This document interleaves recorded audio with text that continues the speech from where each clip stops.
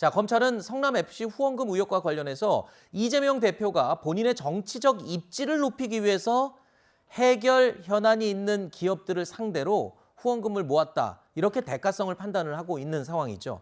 그래서 이 3자 뇌물공여 혐의를 적용한 근거가 되고 있습니다.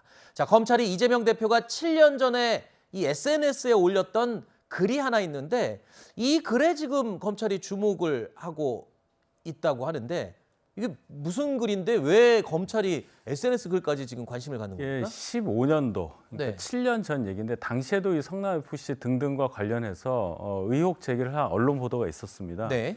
거기에 대해서 이제 당시 시장으로서 그것이 아니다. 이게 뭐 뇌물이라든지 이런 부적절한 의혹을 받을 만한 일이 아니다라고 해명성 글을 본인의 SNS에 올린 거죠. 근데 그 내용을 보니까 네. 뭐 이런 얘기가 있어요. 성남FC 관련한 얘기인데 토지 300평을 기부를 받고 네. 체육, 문화, 예술 등 지역사회 공헌으로 수십억 대 지원을 받았다. 네. 이 말만 딱 보면은 이거 대가성을 스스로 인정한 거 아니냐라는 그런 판단을 할 수가 있는 거죠. 그래서 스스로 어떤 범죄 혐의성에 대해서 자각을 하고 있었던 게 아니냐, 뭐 이런 지적이 있는 것입니다. 근데 그걸 범죄로 자각했다면 SNS에 글을 올렸겠습니까? 뭐 그렇죠. 그런 생각도 들긴 하네요. 본인이 변호사이고 누구보다 법을 네. 잘 아는데 그렇게 생각했을 리가 없죠.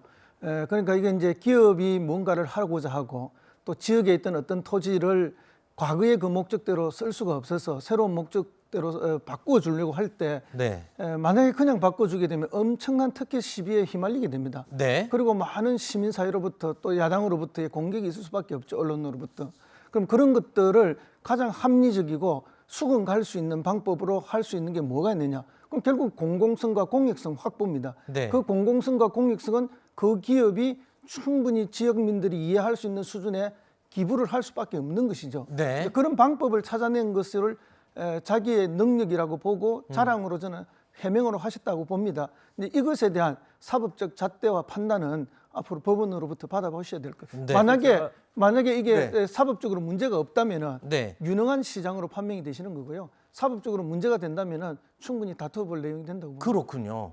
제가 한 말씀만 덧붙이면은 제가 변호사는 아니지만은 제3자 뇌물공여죄라는 그 법리를 보면 별도 법인은 성남FC의 성남시장의 어떤 행위로 인해서 후원금이 가게 되는 과정이 대가성을 조금이라도 가지고 있다면 그 범죄 혐의가 인정된다고 저는 봅니다. 그 부분을 몰각을 하고 있었다면은 이재명 대표가 법조인으로서의 어떤 능력이 좀 부족한 게 아닌가 생각이 되고 지금 간단하게만 봐도 그것이 결정이 되고 더 중요한 것은 그쪽에 후원금이 들어갔을 때 그 후원금이 과연 구단을 위해서만 쓰였느냐. 구단 종사자들, 즉 이재명 당시 시장과 가까운 사람들에게 불상의 금원이 전달됐을 수 있는 가능성 네. 그것이 더 크다고 보기 때문에 수사 결과를 보자고 제가 말씀드리는 그것은 거죠. 가능성이고 네. 가능성을 마치 네. 뭐 사실인 양 이야기하시면 안 되는 거고요.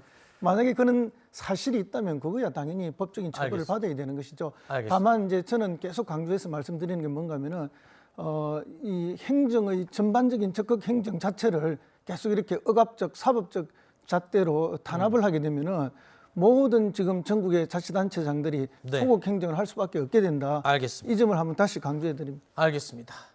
자, 한쪽에서는 성남FC 후원금 의혹 사건에 대해서 시민과 공익을 위한 사업이었다라고 계속 주장을 하고 있고요. 또 한쪽에서는 대가성 있는 뇌물이 오고 간 범죄다라고 주장을 하고 있습니다. 과연 수사 결과 그리고 또 법원에서는 어떤 이 다툼이 계속 이어질지 결과를 계속 지켜봐야 될 진행형의 이 문제입니다.